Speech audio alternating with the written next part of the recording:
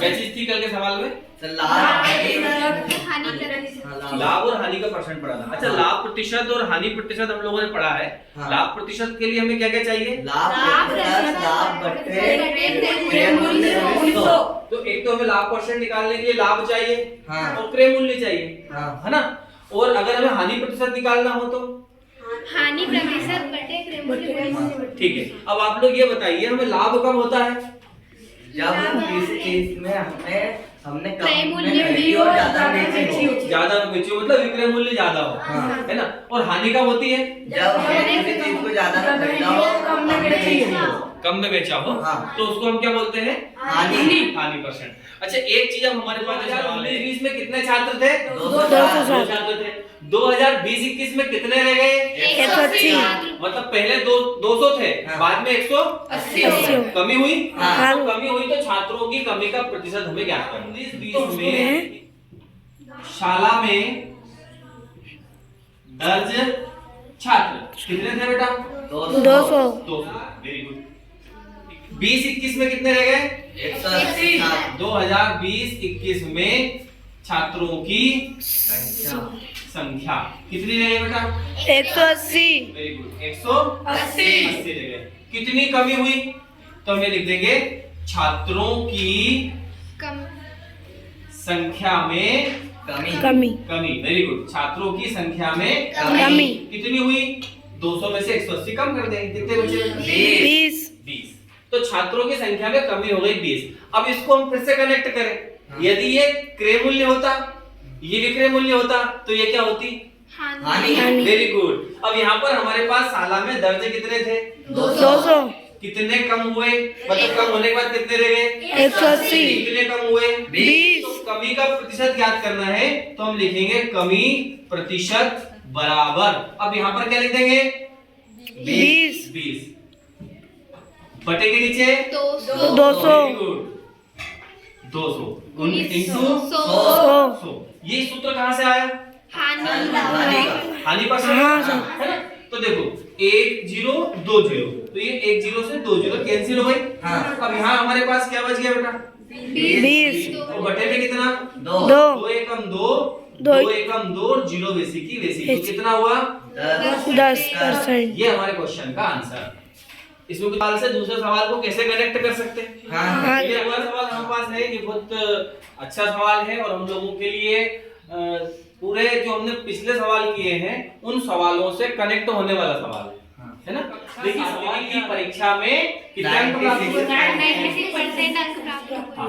अब यदि कुल अंकों का योग, मतलब उसकी जो पेपर को यदि हम जोड़ दें तो कुल अंक कितने हो रहे थे? 750। और उस 750 में से उसे कितने मिले? 96% मिले। तो उसने कुल कितने अंक प्राप्त किए, ये हमें ज्ञात करना है। अब आप लोग समझ गए होंगे कि रानी को कितने अंक प्राप्त हुए होंगे? 750 का 96%। रानी को प्राप्त कुल अंक कितने होंगे बेटा? तो उसके कुल अंक कितने थे? 750। कुल थे 750। उसके कितने अंक मिले उसे? 96% अंक उसे प्राप्त हुए, है ना। अब देखिए, बराबर ये 750 सेम लिखा हमने, का की जगह क्या लिखेंगे? और ये 96% की जगह हमने बताया था कल आगे समझ में। अब देखिए, यहाँ 0 से कितना बचा? यहाँ 75 इंटू 96 बटे 10। अब फिर से काटे, 5 एकम 2 बचे, 25 हो गए, 55 25।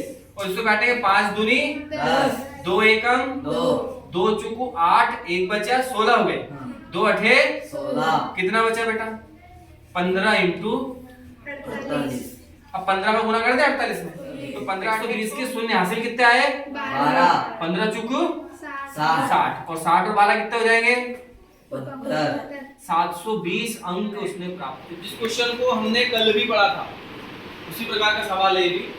इस सवाल में हम लोगों से कहा है कि 50 छात्रों की क्लास है।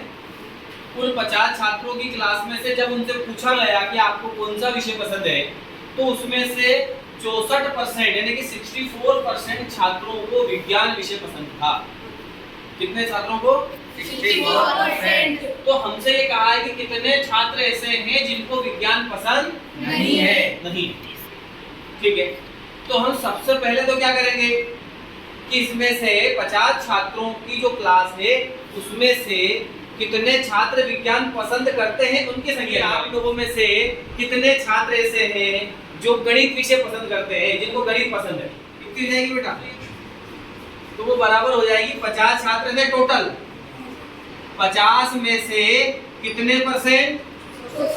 64% छात्र विज्ञान पसंद करते हैं। तो हम 50 का 64% निकाल देते हैं।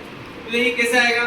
50 का मतलब गुना 64% यानी 80 कट हो गई। अब यहाँ कितना बचा? 5 इंटू 64 बटे में 5 एकम 5, 5 दूनी 2 एकम 2, 2 तिया 6 और 2 दूनी 8। समझ में आया कि नहीं आया? देखो 5 से कट गया, 5 दूनी 10। अब यहाँ पर कितना था? 2। तो 2 का भाग 64 में जाता है कि नहीं जाता है? जाता है ना, क्योंकि यहाँ पर सम संख्या है। तो 2 तिया 6 और 2 दूनी 4। कितने छात्रों को? 32 छात्र विज्ञान पसंद करते हैं। विज्ञान विषय पसंद करते हैं। कितने? 25। तो कितने छात्र विज्ञान पसंद नहीं करते? तो हम लिखेंगे विज्ञान पसंद नहीं करने वाले छात्रों की कैसे होगी बेटा? टोटल कितने थे? 50। उस 50 में से विज्ञान कितना पसंद करते हैं? 64%। यानी कि 32। ये 32 लिखिए। कितना बचा? 18। ये 18 क्या होगा? विज्ञान पसंद नहीं करने वाले। ये वो प्रतिशत से बदलना। तो पहले हमें क्या करना? इस छायांकित भाग को भिन्न के रूप में लिखना। हाँ। और उसके बाद प्रतिशत में प्रतिशत में। समझ आ रहे ना? हाँ। सबसे पहले अगर हम लोग देखते हैं तो ये पूरा 1 था। हाँ। इस 1 को कितने भागों में विभाजित किया? 12। 12 में से कितने भाग ऐसे हैं जिनको छायांकित किया गया है? 3 भाग। अगर इस छायांकित भाग की भिन्न को लिखेंगे तो कैसे लिखेंगे? 3/12। छायांकित भाग के संगत भिन्न, है ना? तो छायांकित भाग के संगत भिन्न हम लिखते हैं तो कुल कितने भाग हैं इसके? 12 में से कितने भाग पर छायांकन किया है? 3। तो इसकी भिन्न क्या हो गई? 3/12। समझ में आया कि नहीं? अब 3/12 को हम लोग देखते हैं अगर यहाँ पर तो इसको और सरल रूप में हम बांट सकते हैं। हाँ। तो 3 एकम 3 और 3 चुक 12। कितना आया? 1/4।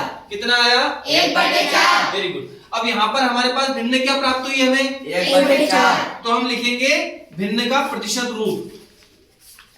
भिन्न का प्रतिशत रूप। इसको प्रतिशत रूप में अगर हम लोग लिखें तो क्या होगा? मैंने बताया था, आप लोगों को याद है ना? 1/4 वेरी गुड। तो यहाँ लिख देंगे हम लोग 1/4 इंटू 100/100। 4 से काट दे। हाँ। 4 एकम 4 4 दूनी 8। कितने बचे? 2। 2। ये हो गए 20। हाँ। तो 4 पंजे 20। यानी कि टोटल कितना हुआ? 25। को बटे में 100 मतलब 25%। 25%। तो हमने इस एक सवाल में 2 काम किए। पहला काम छायांकित भाग को भिन्न।